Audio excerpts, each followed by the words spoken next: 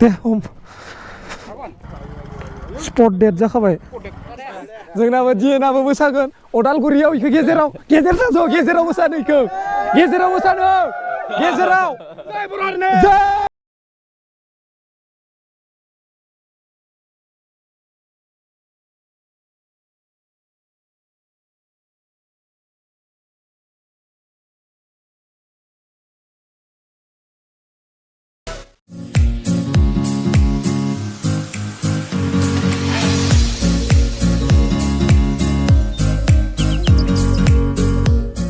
good morning welcome बेक again माय YouTube channel गिबियावनो आंनि यूट्यूब चैनल नायगिरि नोंथांमोनखौ आंनि गोदान मोनसे भिडिअ बरायनाय जाबाय जों दिनै उदालगुरि डिस्ट्रिक्टथिं जि हायो एक्सप्लोर खालामनो थांनायदो स' जों दा साथाम थांगोन गासै डिएन ब्र दोङो इथिं हिमांशु ब्र नोंथांमोनाबो भिडिअखौ मोजां मोनोबा नायलांबाय हा थ' होमबा मट' ब्लगिंआव डाइरेक्ट लोगो मोनो दिनै नोंथांमोना उदालगुरि डिस्ट्रिक्टनि फार्स्ट पार्ट भिडिअखौ नायलांगोन होनना आसा खालामबाय वी आर रेडि टु टाइमाथ' दा बाराबो बाजियाखै जों एसे फुङावनो ओंखारबाय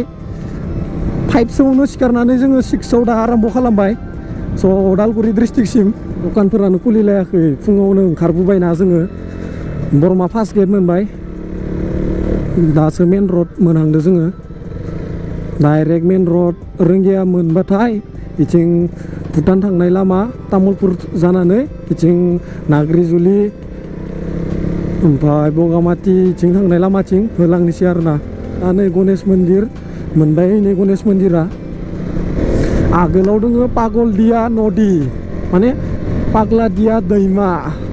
डेन्जार फाग्ला माने फाग्लायानो आरो इ दैमाया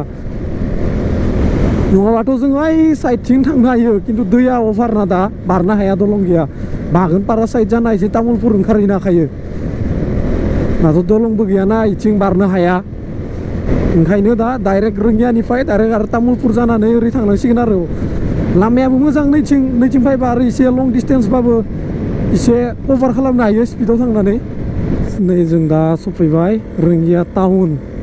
रोंगिया 00 दारकुसि 12 तामुलपुर 20 आपकी यात्रा मंगलम हो wish U A happy journey आंनि गामियाथ' मोनसिगोनानो इखिनियावनो ना तामुलपुर खाथियावनो आंनि अरिजिनेल गामिया साननैसो उनाव नोंथांमोना नुनो मोनगोन आं गामिनिफ्रायनो भिडिअ लाबनो नाजाबाय हागोन गामियाव थाफायगोन आं साननैसो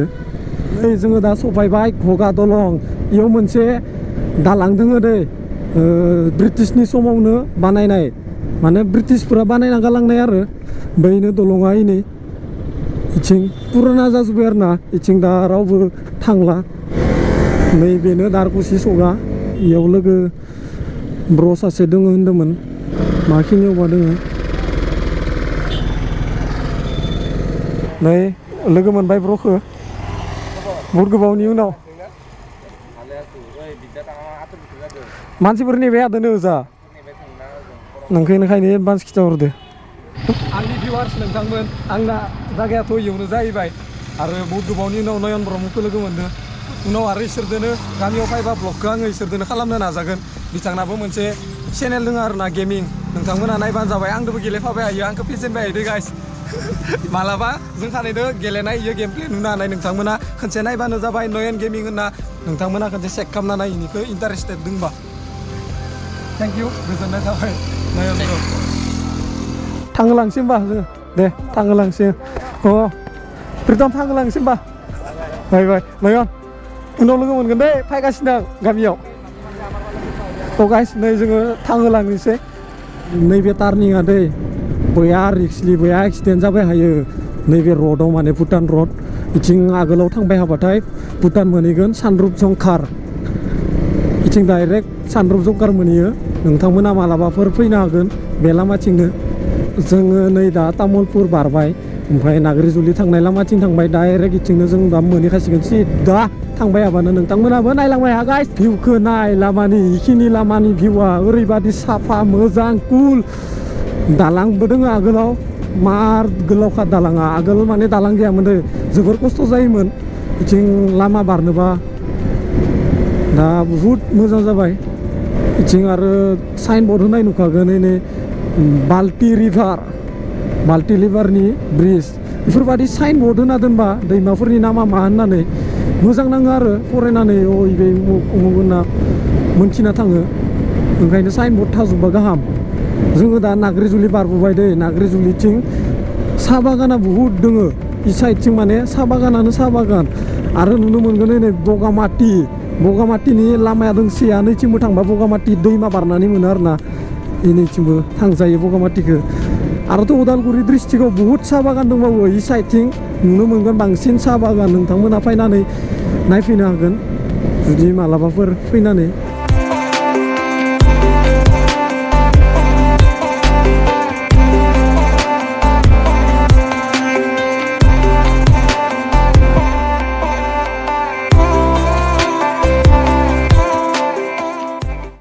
नै साहा बागान रोगाग्रा ट्रेक्टरा माबादि जायो मालाबा आरो फिसा फिसा ट्रेक्टरबो थायो साहा बागान माबानि साहा बागान बिलाइ मा खालामोबा रोगाग्रा ना माबा फिसा फिसा ट्रेक्टर आं नुदोंमोन आगोलफोर बार रिभार दैमाया माने बुहुद गोलाव ओमफ्राय गेजेराव हा खोनानै नै नाय दैमाया मार गोलाव इयाव खोदो दै बेनि उनाव इथिं मोनसे साइड दै हेगारदो नै मोनसे साइड दालांदो दै हेगारदो ओमफ्राय गेजेराव खोनानै लामा बानायदो जों दा गाइस बगामाटि हाबलांनाय लामानिफ्राय बिथिं जों दा नावकाटा लाइनथिं थांबाय दोङो नावकाटानिफ्राय भेरगावनिफ्राय टंला बिथिं थांगोन जोङो मानो होनबा भेरगावआव गोरबो खुंगुरफ्रुआ नेना दोङोनो बिथांखौ मिट खालामहैगोन जोङो स' नोंथांमोना नायलांबाय हा आरो इथिं आगोलाव मोनगोन नावकाट सुक्लाय पार्क बिदि माबा माबि मोनलांगोन आरो ना देखायलांनो नाजाबाय आनोसै नोंथांमोननो नै बेनो जाहैबाय नावकाटा माहार गोबाव जाबायमोन दे आङो नावकाटा बे साइडजों फैया बुहुद गोबावनि उनाव एसे बुहुद आपग्रेड जाबाय आरो ना आगोल बिदि आपग्रेड नङामोन स' इथिं हाबलांनांगौ दा भेरगाव थांगोन जोङो इथिं भेरगाव मोनबाय इथिंनो गोरबो खुंगुर ब्र बिथांखौ दिनै लोगो मोनबाय र' दे गोबाव जाबाय नामा ने थ' गाइस नै जोङो दा टंला टाउन मोनफैबाय बेनो जाहैबाय टंला टाउन टंलायाव एसे ब्रेक लानोसै जोङो मानो होनबा फुङावनो फैबायना जेबो जाबोदियासै ओंखायनो एसे ब्रेकफास्ट खालामना लानोसै ब्रेकफास्टथ' जानाय नंला दा ओंखाम जाना लानोसै गाइस जोङो ओंखाम जाखांना गय जाबाय दा नै बिथां ब्रखौबो लोगो मोनबाय बिथाङा इनिनो ब्रमुखौ दायो सिनाखि जुमना होगोन दे मानिफ्राय मायाव लोगो मोन्दोंमोन दे होमबा नायलांबाय जाखांनानै जोङो नै दा टंलानिफ्राय एसे आवगायलांबाय दिनैनि डेस्टिनेसनानो जाबाय करामर उदालगुरि डिस्ट्रिक्ट बेयाव जों थांगासिनो मार मोजां नाङो आरोना लकेसनखौ साहा बागान गेजेराव ओमफ्राय आरो दा गुबुन गुबुन जायगानि ब्र'फोर फैनानै लोगो हमफायदो मार गाहाम नांदो बिथांमोनजों रायज्लायनानै बिथांमोनजों टाइम स्पेन्ड खालामनानै दाम्पार गंसेया होना गालांबाय बोरमाखौ नै बोरमाखौ दै बोरैबा नांबाय स्पट डेट जाखाबाय ओरैबादि दाम्पार खारबाय दोङो नांगौ आरो ना जोंबाबो राइडिं खालामनाया माने ट्राकफोरनि खाथियाव बोरैबा जायो आरो ना ट्राकफोरा एसे नायाबो जेरै मेरै सालायलाबायो स' ओंखायनो हुसियार थानांगौ बोरमा खायसोयो जुदि सासे मानसि जानायमोनबाथ' थांबायमोन जिउआ बेनो साहा बागानानो साहा बागान बेनि उनाव जोङो मोनसिगोन करामर आं दिनै करामरखौ जेसेबां हायो देखायनो नाजागोन सब साहा बागान आरो ना उदालगुरि डिस्ट्रिक्टनि चलो आगे में चल गया सब सिगाङाव सहैजोब्बाय बिसोरो लामाया ओरैबादि फ्रि ना ओंखायनो होदो एसे हानायखिनिखौ आगोलाव भुटान हाजो नुहुरांबायानो जोङो करामरा जाहैबाय भुटान हाजोनि सेरावनो वाव हाजोआ नै हाजोखौ जों माने होसोबाय हानाय रखमसो नांबाय आं दा वा भिउआ गाइस नायलाय भिउआ वा ओरैबादि साफा मोजां जायगा गुसु गुसु मोनखांलायदो हाजोखौ जेनेबा होसोबाय थादों आरो ना जोङो दा आगोलाव सहैजोबना दोङो आं माने एसे उनाव दोङो माइ गायनायनि दुब्लि फोथारखौ नै बेलेग स्टाइल नुखादों माने माइ फोथारखौ हाजो सेर मोनफैबायानो जोङो नै साहा बागाना ओरैबादि स्टाइल माने हाजो सिस्टेम आरो ना बरिया नुखादों हा साहा बागानखौ गासै जोङो नै ज' जाजोब्बाय इयाव फुल जस आरो ना सोब ब्रमोनाबो वाइट खालामगासिनोमोन जोंखौ फाइनेलि मोनफैबाय दा जमानो करामर गाइस नोंथांमोनाबो नायलांबाय हा जुखाम बागाननिफोर सोबै नै Deh,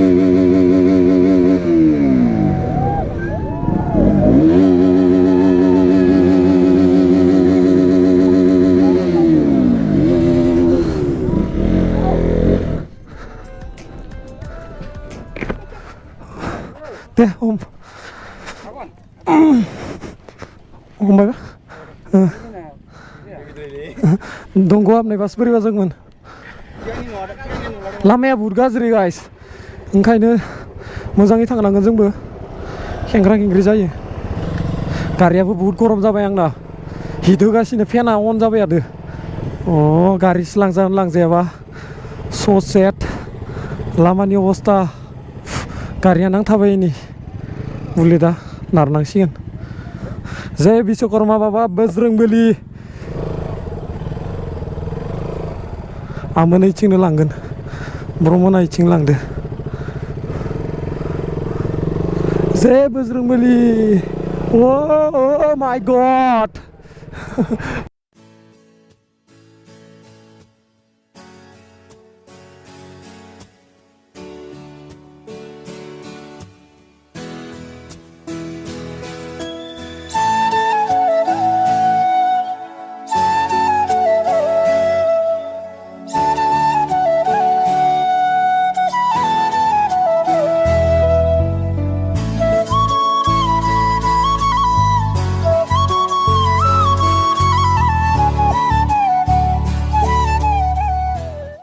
Beautiful of nature, nature-नि फिलखौ लानो हागोन नै ओरैबादि बरियाखा लामाया गावस्रा जोब्बाय मानसिफोरानो माने साहा बागाननि गेजेराव नैथिंबो लामा दङ ना वाव करामर फिल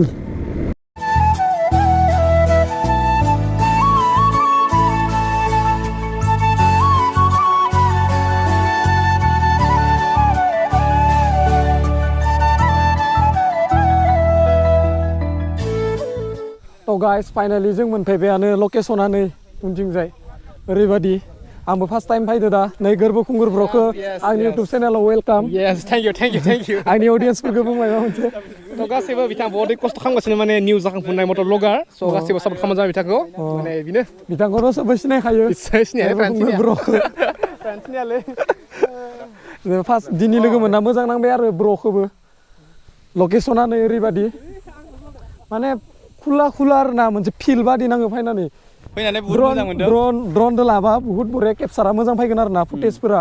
ओरैबादि खुला फुटबल गेलेनो आरो ना आं सानदों दा इयाव फुटबल फिल्ड जानायबा बहुत मोजां जागौमोन रखमसो जायखिजाया जोङो बहुत गाहाम मोनबाय आरो ना चक्लेट लाना फैदोंमोन मोनसे होबाय सोबनोबो आरो बिथांनि फेन्सफोरखौथ' बुंनांला आरो ओरैबादि वाइट खालामना DNP फेमिलि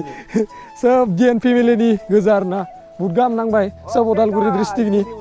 आदाखौ आंनि चेनेलाव वेलकाम खालामनाय जाबाय खुलुमबाय लोगोफोर बिथांमोननि जायगायाव फैनो आङो बहुत गाहामानो मोनदों उदालगुरियाव स' आदाया बेनिनो जाहैबाय आदायाबो ब्लग खालामबाय हायो ओमफ्राय माखासे इनफरमेसनफोरखौबो आपडेट खालामो आं जेसेबां कभार खालामनो हायो लाइक रिगार्डिं जब बिदिनो आरोना ओमफ्राय दा नोंथाङा माबायदि मोनदों बाव फैनानै आङो जोबोर गाहाम मोनदों मानो होनबा आं फार्स्ट टाइम फैनाय रखम जाबाय इयाव माने खनसे फैदोंमोन आङो हाबनो मोनाखै ओंखायनो दा आरो नोंथांमोननि अननायावनो दा फैनानै हाबनो मोनबाय ओरैबाथ' दा एलावबो गैया खोमा हाबनो बाट एनिहाव जों मेनेज खालामबाय आरो ना बाव दासिम माने मेन गेटजों हाबोआखै ओमफ्राय जों मेनेज खालामबाय बिथांमोना गोजाननिफ्राय फैनाय हिसाबै ओमफ्राय रायज्लायनानै दा जों हाबनो मोनबाय ओमफ्राय बेनोसै आरो आदाखौबो जोंनि बाक्सायाव थांबाथाय वेलकाम खालामगोन थाबैनो थांगोन आंबो थांनाया आंबो बहुत माने ट्रेभेल खालामबाय थाखायो अल आसामाव माने जेसेबांखिनि डिस्ट्रिक्ट दं आं 50% 70% बेरायजोब्बायानो होनजायो खिन्थु ब्लग आं एसेबां बानायामोन ओमफ्राय ब्लग स्टार्ट खालामनाया 1 इयार्स जाबाय आरो ना ओमफ्राय 1 इयारबाबो आं माने रेगुलार फैनो हायाखै ओमफ्राय एबार फैगोन आरो ना ओमफ्राय आंनाबो चेनेल दङ ओमफ्राय नोंथांमोना आंनि चेनेलखौबो भिजिट खालामनो हागोन ओमफ्राय कन्टेन्टखौ जुदि मोजां मोनोब्ला नोंथांमोना आंखौ सापर्ट खालामनो हागोन ओमफ्राय बिथांखौबो जेसेबां सापर्ट होदों माने जेसेबां सापर्ट होनायनि थाखाय नोंथांमोनखौ थेंक इउ बुंनाय जाबाय आरो ना माने जोंनि बर'नियावबो बिदि गोबां क्रिएटर्सनि माने गोनांथि जानानै दङ बेनिखायनो नोंथांमोना सापर्ट खालामबाय थाबानो जाबाय मोजां कन्टेन्ट होयो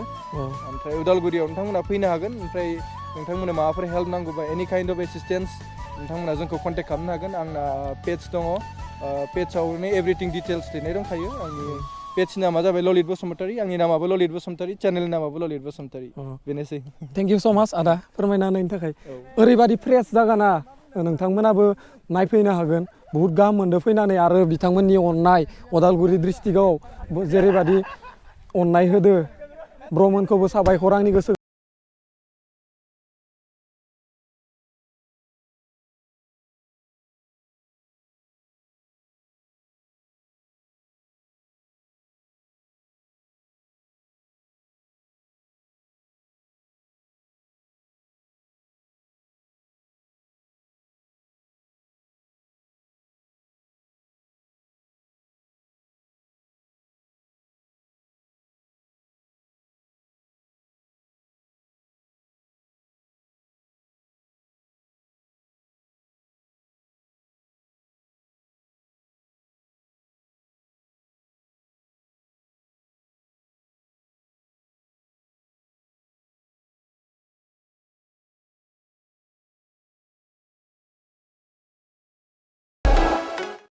करामरनिफ्राय जोङो मोनसे जायगायाव दा थांबाव नायदो स'